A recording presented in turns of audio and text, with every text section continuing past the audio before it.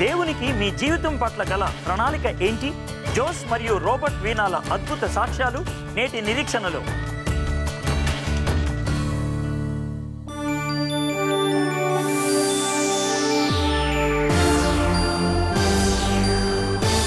ఇది CBN సమర్పణ.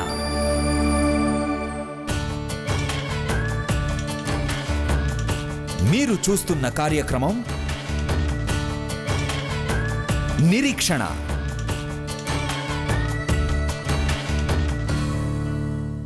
నమస్కారం. నిరీక్షణ కార్యక్రమకు స్వాగతం. మనలో ప్రతి ఒక్కరూ ఏదో సమయంలో వ్యాధిని లేదా బాధను అనుభవించి ఉంటారు. మనం ఒక అనిశ్చితమైన ప్రపంచంలో జీవిస్తున్నాం. ఏ క్షణంలో ఏం జరుగుతుందో ఎవ్వరూ ఊహించలేరు. జరగరానిది ఏదైనా జరిగినప్పుడు మనం మొదట దేవుడినే బాధ్యుడిగా చూస్తాం. ఆయనను ప్రశ్నించడం మొదలు పెడతాం. ప్రేమమయుడైన దేవుడు ఈ లోకంలో బాధను, దుఃఖాన్ని ఎందుకు అనుమతిస్తాడా అని ఆలోచిస్తుంటాం. ఒక విజయవంతమైన మంచి మనిషిగా ఎదగాలన్నది జోస్ ఆశయం. అయితే ప్రమాదవశాత్తు 33,000 వోల్టుల విద్యుత్ తీగ తగలడంతో ఆయన జీవితం ఊహించని మలుపు తిరిగింది.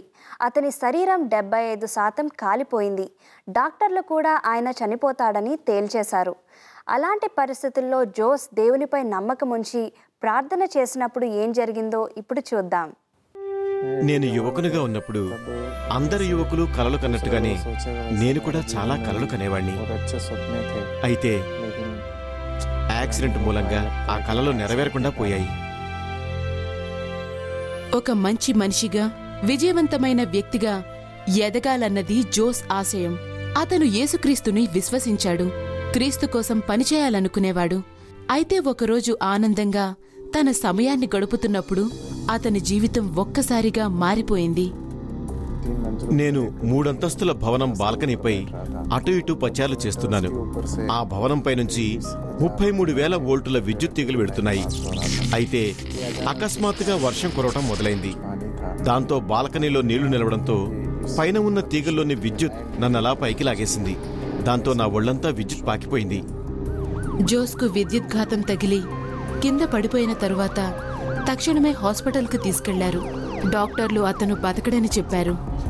అతని శరీరం 75% కాలిపోయింది. సాధారణంగా ఇలాంటి సందర్భాల్లో 50 నుండి 60% కాలిన వారే గంటలో చనిపోతారు. కానీ అతను బతుకుతాడేమోనని హాస్పిటల్లో అతని కుటుంబం ఎదురుచూస్తూ ఉంది. 3 రోజుల తర్వాత నాకు స్పృహ వచ్చింది. నేను కళ్ళు తెరిచి చూసేసరికి నేను శవాల గదిలో పడుకుని ఉన్నానని అనిపించింది. ఎందుకంటే అంతకుముందు ఓసారి నేను శవాలుండే గదిని చూశాను.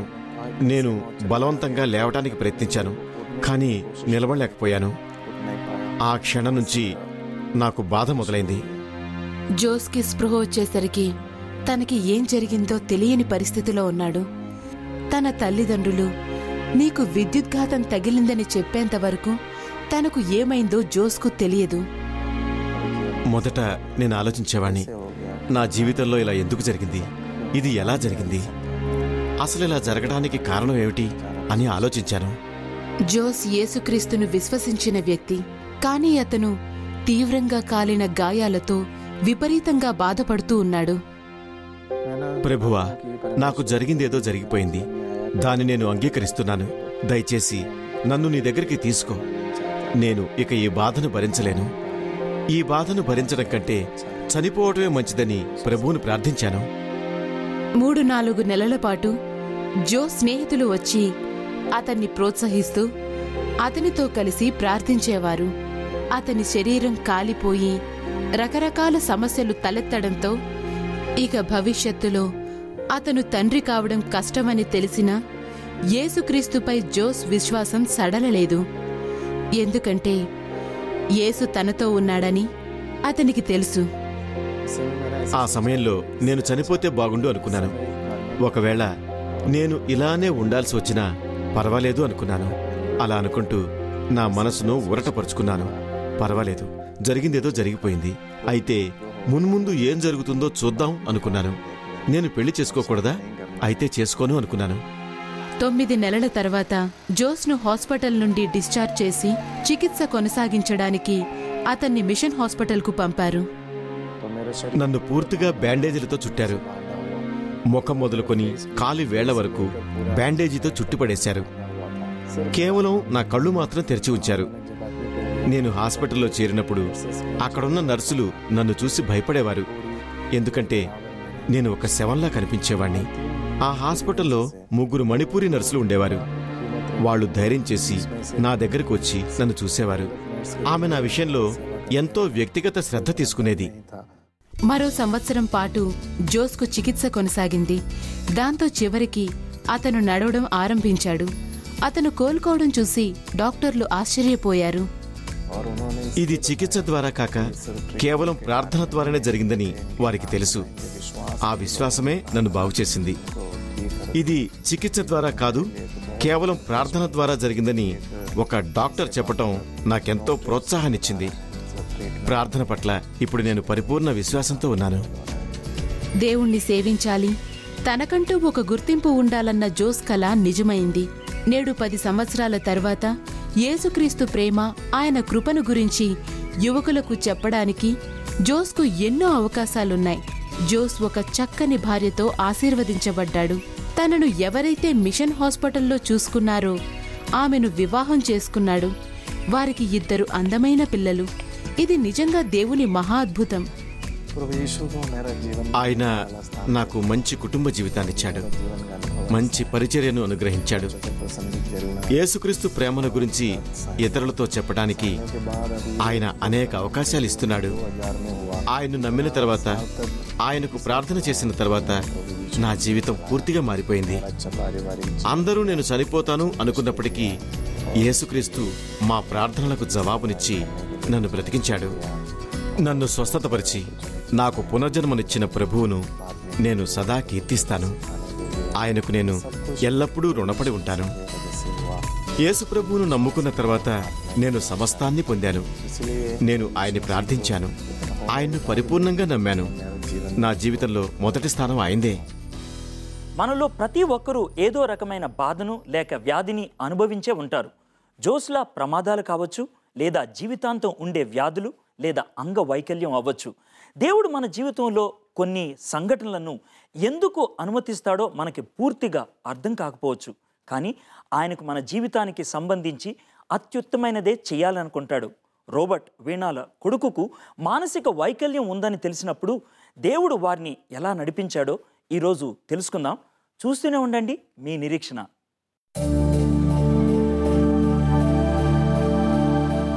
జీవితం అంటే సంఘర్షణల వలయం అనిపిస్తోందా? మీ జీవితం మీది కాదు అనిపిస్తోందా? మిమ్మల్ని ఎవరూ అర్థం చేసుకోవటం లేదా? అయితే మౌనంగా రోధించకండి. మీరంటే శ్రద్ధ చూపేవారితో ఇవాళే మాట్లాడండి. మా టోల్ ఫ్రీ నంబర్కి ఫోన్ చేయండి. 1-800-200-4077.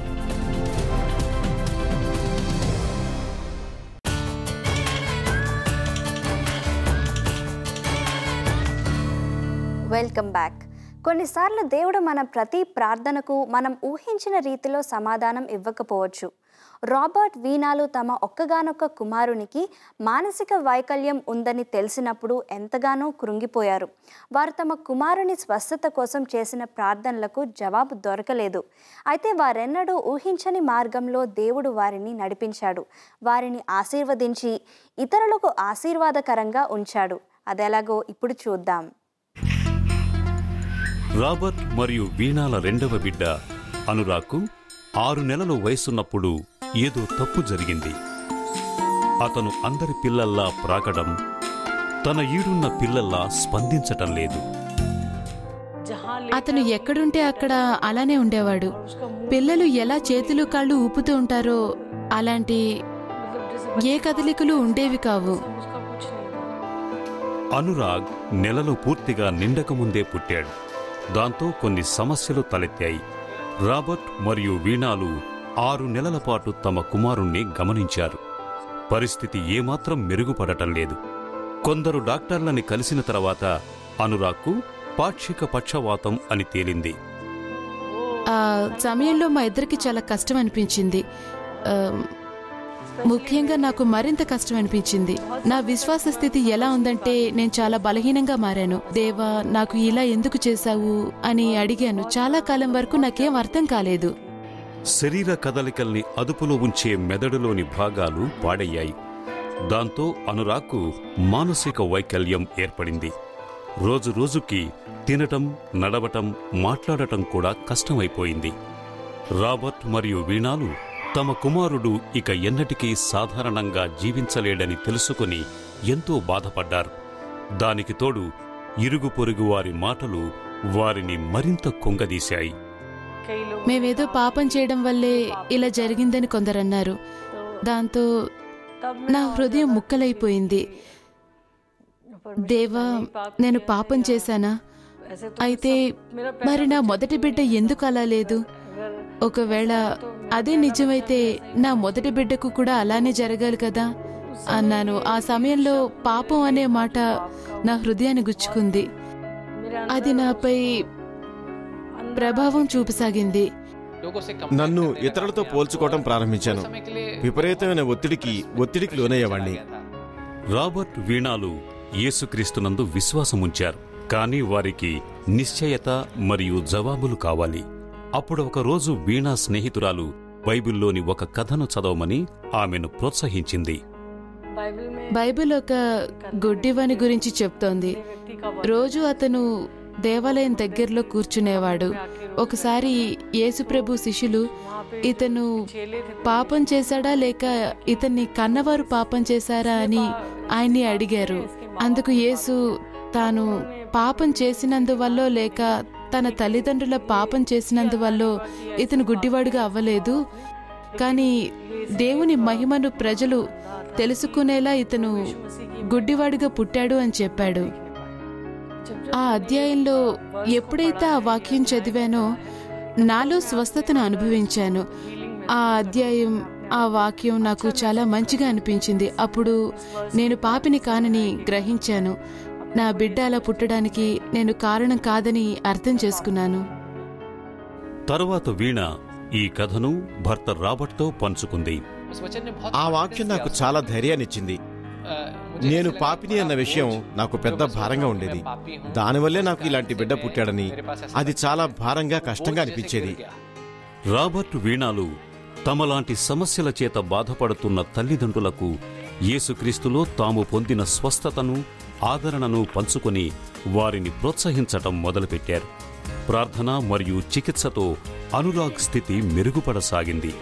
అనురాగ్కు 3 సంవత్సరాలు వచ్చాక మాట్లాడటం మొదలుపెట్టాడు. ఏ సమయంలో అతను అమ్మ పాపాని పిలవటం మొదలుపెట్టాడో మేము చాలా సంతోషించాం. 2000వ సంవత్సరంలో వారు అనురాగ్ అనే సెంటర్ను ప్రారంభించారు. ఆ సెంటర్లో వైకల్యం కలిగిన పిల్లలకు భౌతిక చికిత్సను, వారి కుటుంబీకులకు సలహాలు అందిస్తూ ఉంటారు. మేము అనురాగ్ సెంటర్ని ప్రారంభించినప్పుడు పిల్లల జీవితం మార్పు చెందడం చూశాం. వారి పనుల్లో, జీవన శైలిలో, చివరికి వారి తల్లిదండ్రుల జీవితంలో, వారి ఆలోచన విధానంలో చాలా మార్పు వచ్చింది. ఇప్పుడు అనురాగ్ చురుకైన, తెలివిగల 13 సంవత్సరాల యువకుడు. రాబర్ట్, వీణాలు దేవుడు తమకిచ్చిన అద్భుతమైన బహుమతిని బట్టి ప్రతిరోజు కృతజ్ఞతలు తెలుపుకుంటున్నారు. మీకు ఓ ప్రత్యేకమైన బిడ్డ ఉంటే మీరు కూడా ప్రత్యేకమైన తల్లిదండ్రులే. ఎందుకంటే దేవుడు మిమ్మల్ని నమ్ముతున్నాడు, మీకు అలాంటి బిడ్డల్ని ఇస్తున్నాడు. మీరు ప్రత్యేకమైన వారు. కేవలం మీరు మాత్రమే ఆ పిల్లలకు ఉత్తమమైనది చేయగలరు, ఆ బిడ్డ గురించి ఆలోచించగలరు. కాబట్టి మీరు ఆ పనిని చేయటం ఆపవద్దు. దేవుడు మమ్మల్ని ఆ బాధ్యతతో పంపించాడు.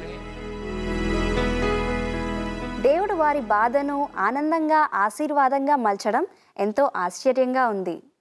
అవును, దేవుడు మనలో ఒక్కొక్కరికి ఒక్కో విధంగా పరిష్కారం చూపించి మన పట్ల తన సంపూర్ణ చిత్తాన్ని నెరవేరుస్తుంటాడు. 2 వ్యక్తులు ఒక చిత్తాన్ని లేక ఒక ప్రణాళికను సమ్మతించినట్లయితే ఆ ప్రణాళిక వారి జీవితంలో నెరవేరటం అసాధ్యం. ఆలోచించండి, ఇద్దరికీ వేరువేరు అభిప్రాయాలు ఉండి ఉండొచ్చు, కానీ వారు ఇరువురు ఒకే అభిప్రాయానికి, అంగీకారానికి రావాలి. లేని ఎడల వాళ్ళు తమ జీవితంలో ఆ ప్రణాళికను ఎన్నటికీ నెరవేర్చలేరు. బహుశా ప్రతి మానవుడి జీవితంలో ఈ పోరాటం ఎప్పుడు ఉంటూనే ఉంటుంది. ఎందుకనంటే దేవుడు మనల్ని సృష్టించినప్పుడు మన పట్ల తనకంటూ ఓ ప్రణాళిక, ఓ చిత్తం, ఓ ఉద్దేశం ఉన్నది.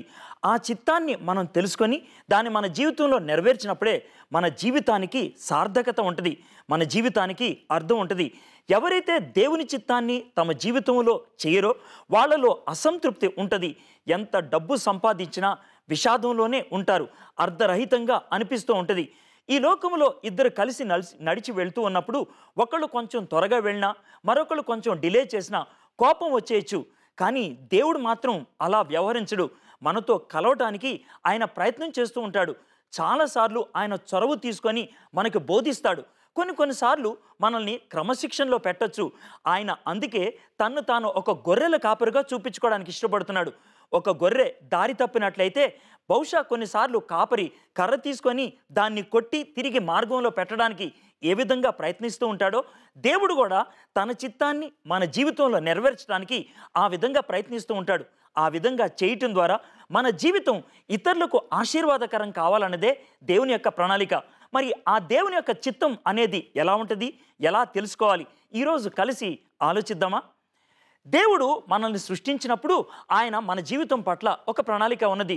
సృష్టించిన తర్వాత ఆయనకి ప్రణాళిక రాదు, ముందుగానే ప్రణాళికతో మనల్ని సృష్టిస్తాడు. కాబట్టి మనం ఎప్పుడు పుట్టాలి, ఎక్కడ పుట్టాలి, ఎవరికి పుట్టాలి, ఎటువంటి అభిరుచులు ఉండాలి, ఎటువంటి తలాంతులు ఉండాలి, ఇవన్నీ ఆయనే నిర్ధారిస్తాడు. వీటిని ఉపయోగించుకోవాలని దేవుడు ఆశిస్తున్నాడు. అయితే మనం కూడా స్వచిత్తం కలిగిన వాళ్ళం కదా, ఫ్రీ బీయింగ్స్ కదా. దేవునితో మనం చేతులు కలిపినప్పుడే అది సాధ్యమవుతుంది. దేవుడు తన చిత్తాన్ని మనకు బహిర్గతం చేయడానికి ఆయన ఇష్టపడుతున్నాడు. ఆయన చొరవ తీసుకుంటూ ఉన్నాడు. ఇర్మియాతో దేవుడు చెప్తున్నాడు, నిన్ను సృష్టించక మునిపే నీ పట్ల నాకంటూ ఒక ప్రణాళిక ఉంది. నేను నిన్ను ఎరిగి ఉన్నాను. నీ జీవితం ఏ విధంగా ఉండాలో నేను ఆశిస్తున్నానని దేవుడు బహిర్గతం చేశాడే, అదే విధంగా దేవుడు తన చిత్తాన్ని మనకి తెలపడానికి ఇష్టపడతాడు. దేవుని చిత్తాన్ని మనం తెలుసుకోవాలంటే మొట్టమొదటిగా దేవునితో వ్యక్తిగత సంబంధం మనకు ఉండాలి. దేవుడు మన యొక్క మెంటార్, మనల్ని నడిపించేవాడు అవ్వాలి, మన కాపరి అవ్వాలి. అప్పుడే దేవుని చిత్తాన్ని మనం అర్థం చేసుకుంటాం. దేవుడు తన చిత్తాన్ని మనకు బయలుపరచడానికి 7 మార్గాలు ఉపయోగిస్తారని మనం అర్థం చేసుకోగలుగుతాం. ఒకటి, దేవుని వాక్యం. దేవుని వాక్యము చదివినప్పుడు దేవుడు మన జీవితం పట్ల తనకున్నటువంటి ప్రణాళిక ఏంటో బహిర్గతం చేస్తూ ఉంటాడు. రెండోది, దేవుడు మన మనస్సాక్షిని ఉపయోగించి తప్పు చేసినప్పుడు లేక దేవుని చిత్తానికి వ్యతిరేకంగా వ్యవహరించినప్పుడు మన మనస్సాక్షిని ద్వారా ఆయన మనకి బహిర్గతం చేయడానికి ఇష్టపడుతూ ఉంటాడు. మూడోది, మన చుట్టూ ఉన్నటువంటి పరిస్థితులు ప్రతికూలంగా ఉండటం లేకపోతే అనుకూలంగా ఉండటం ద్వారా దేవుడు తన చిత్తాన్ని మనకి బయలుపరుస్తూ ఉంటాడు. నాలుగోది, దేవుడు దైవికమైనటువంటి పెద్దల్ని కూడా ఉపయోగించి మనకిచ్చేటువంటి సలహాల ద్వారా తన చిత్తాన్ని తెలపొచ్చు. ఐదోది, కలల ద్వారా. ఆరోది, దర్శనాల ద్వారా. 7వ మార్గం ఉన్నది సూచనలు అడగటం. దేవుణ్ణి ఏదైనా సూచన అడిగి ఆ సూచన జరిగినట్లయితే దేవుని చిత్తమని అనుకోవటం అనేది కొంతమంది ఉపయోగిస్తూ ఉంటారు. దేవుడు ఆ విధంగా తన చిత్తాన్ని మనకి బహిర్గతం చేయడానికి ఇష్టపడుతున్నాడు. దేవుని చిత్తాన్ని చెయ్యనప్పుడు, దేవునికి దూరంగా వెళ్ళిపోతున్నప్పుడు కొన్నిసార్లు మనం తప్పులు చేస్తూ ఉంటాం, కొన్నిసార్లు నష్టాలు కలుగుతూ ఉంటాయి. అయితే దేవుడు ఎంత కృపగలిగిన వాడంటే, దేవుడు ఎంత మంచివాడంటే అటువంటి నష్టపూరితమైనటువంటి పరిస్థితులు కూడా మనకి లాభం కలిగేటట్లు చేయడానికి ఇష్టపడుతూ ఉంటాడు. ఉదాహరణకి యోసేపు అనే వ్యక్తి గురించి పాత నిబంధనలో మనం చూస్తూ ఉన్నాం కదా. వాళ్ళ అన్నలు తప్పు చేశారు, తప్పు చేసి యోసేపుని అమ్మేశారు, ఆయన్ని బానిసడిగా చేశారు. కానీ అదే యోసేపు ఉన్నతమైనటువంటి స్థాయికి వెళ్ళాడు. ఫరో రాజ్యంలో చాలా ప్రధానమైనటువంటి వ్యక్తి అయ్యాడు. చివరికి అన్నలు యోసేపు దగ్గరకు వచ్చి అన్నదానం అడిగినప్పుడు వాళ్ళకి భిక్ష పెట్టి చివరికి యోసేపు ఏమంటున్నాడు తెలుసా? మీరు నాకు కీడు చేయ ఉద్దేశించారు, కానీ దేవుడు దాన్ని మనందరికీ మేలుకరంగా చేశాడు అని. బహుశా మీ జీవితంలో ఇబ్బందుల పాల్లో ఉన్నారేమో, మీరు కష్టాలు ఎదుర్కొంటున్నారేమో. ఈ సమయంలో దేవుని చిత్తాన్ని ఎందుకు తెలుసుకోకూడదు? దేవా, ఈ పరిస్థితులు ఎందుకు కలిగాయి? నీ చిత్తం నుంచి నేను దూరం వెళ్ళిపోయానా? ఒకవేళ ఆ విధంగా వెళ్ళినట్లయితే నన్ను క్షమించు ప్రభా. ఈ పరిస్థితుల్లో కూడా నాకు ఆశీర్వాదకరంగా మలుచు ప్రభా, నీకు చేరువవడానికి దోహదపరచు ప్రభా అని మీరు అడిగినట్లయితే ఈ క్షణాన్న, ఈ దినాన్న దేవుడు ఒక అద్భుత కార్యం చేయడానికి ఇష్టపడుతున్నాడు. దేవుడు చిత్తం మీ జీవితంలో జరిగినప్పుడు మీకు సంతృప్తినివ్వటమే కాదు, అది ఇతరులకు ఆశీర్వాదకరం అవుతుంది. మరి అటువంటి జీవితం జీవించాలని ఇష్టపడుతున్నారా? ఇష్టపడుతున్నట్లయితే మనం కలిసి ప్రార్థన చేద్దామా? తప్పకుండా దేవుడు మన ప్రార్థన ఆలకించడానికి ఇష్టపడుతున్నాడు. ప్రార్థన చేద్దాం. మా దేవా, మా ప్రభువా, నీ చిత్తాన్ని మేము చేయాలని నువ్వు ఆశపడుచున్నావు. అందుకే చొరవ తీసుకొని నీ చిత్తాన్ని మాకు తెలపడానికి ఇష్టపడుతున్నాం. ఎప్పుడైనా నీ చిత్తానికి మేము దూరమైనప్పుడు ప్రభువా, మమ్మల్ని క్రమశిక్షణలో పెట్టడానికి ఇష్టపడుతున్నాం.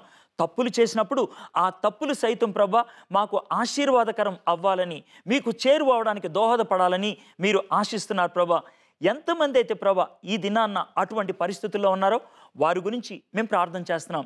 మా ప్రార్థన ఆలకించారని మీకు వందనాలు చెల్లిస్తున్నాం. తప్పక జవాబునిస్తారని ఆశిస్తున్నాం. జీవితాలు ఆశీర్వాదకరం అవ్వాలనేది నీ చిత్తం ప్రభా. అది నెరవేర్చుకుంటారని మీకు వందనాలు చెల్లిస్తూ యేసే నామంలో ప్రార్థన చేయించున్నాం. Amen, amen. ఈ సమయంలో ప్రతికూల పరిస్థితులు ఎదుర్కొంటున్న వారందరి కోసం ప్రత్యేకంగా ప్రార్థన చేయాలని ఆశిస్తున్నాం. ప్రేమగల మా ప్రభా, ఈ సమయంలో తండ్రి ఎవరెవరైతే ప్రతికూల పరిస్థితుల గుండా వెళ్తున్నారో తండ్రి, వారందరి కోసం ప్రత్యేకంగా ప్రార్థిస్తున్నాం తండ్రి.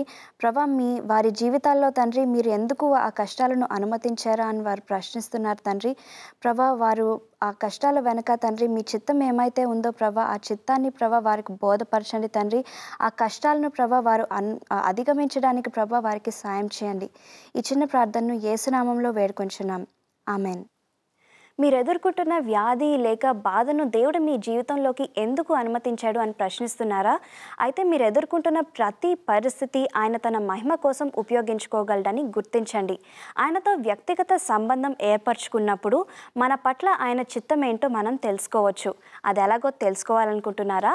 అయితే మా టోల్ ఫ్రీ నంబర్కు ఫోన్ చేయండి. మా కౌన్సిలర్స్ మీతో మాట్లాడతారు, మీకోసం ప్రార్థన చేసి సహాయపడతారు. లేదా మాకు ఉత్తరం రాయండి, మీకు తప్పకుండా జవాబు రాస్తాం. చూస్తూనే ఉండండి మీ నిరీక్షణ.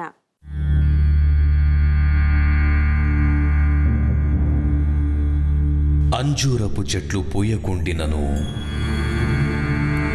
ద్రాక్ష చెట్లు ఫలింపకపోయినను,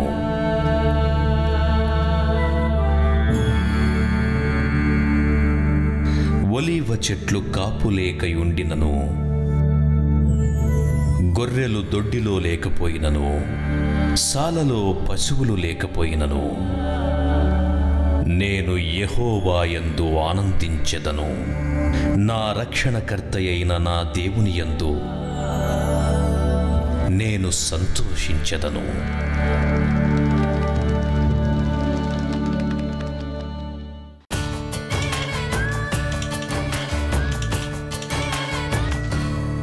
యేసుక్రీస్తుతో సంబంధాన్ని ఏర్పరచుకొని ఆయనతో కలిసి నడిస్తే జీవితం అద్భుతంగా ఆశీర్వాదకరంగా ఉంటుంది. అది ఎలాగో ఈ పాట ద్వారా తెలుసుకుందాం. నిమిషము నిమిషము నన్ను నీలో చూడని, అనిశము అనిశము నన్ను నీతో సాగని, కనులలో కలలలో నిలిచి కాపాడవా, కను మూసిన కను తెరిచిన నీవే తోడుగా. నిమిషము నిమిషము నన్ను నీలో చూడని, అనిశము అనిశము నన్ను నీతో సాగని.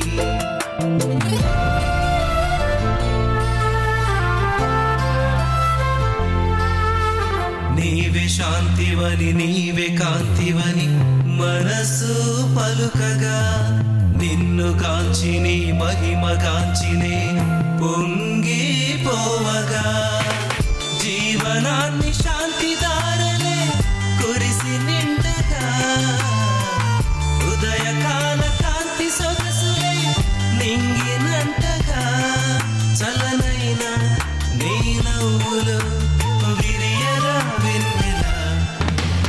నిమిషము నిమిషము నన్ను నీలో చూడని, అనిశము అనిశము నన్ను నీతో సాగని, కనులలో కలలలో నిలిచి కాపాడవా, కను మూసిన కను తెరిచిన నీవే తోడుగా.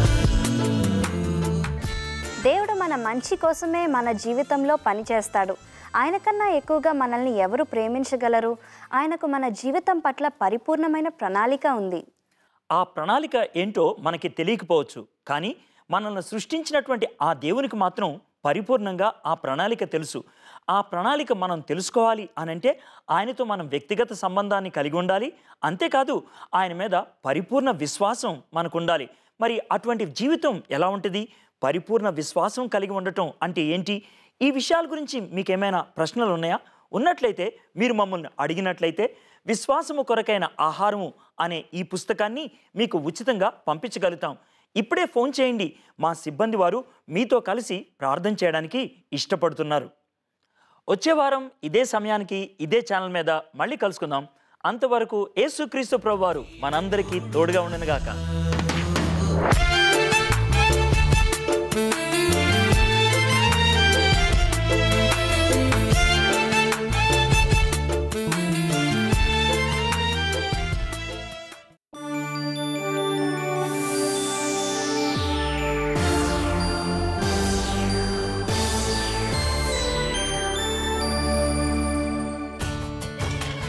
మీ దృష్టిలో డబ్బు లేదా ధనం అంటే ఏంటి? ఆసక్తికరమైన సునీల్ మరియు విశాంత్ సాక్ష్యాలు వచ్చే వారం మీ నిరీక్షణలో.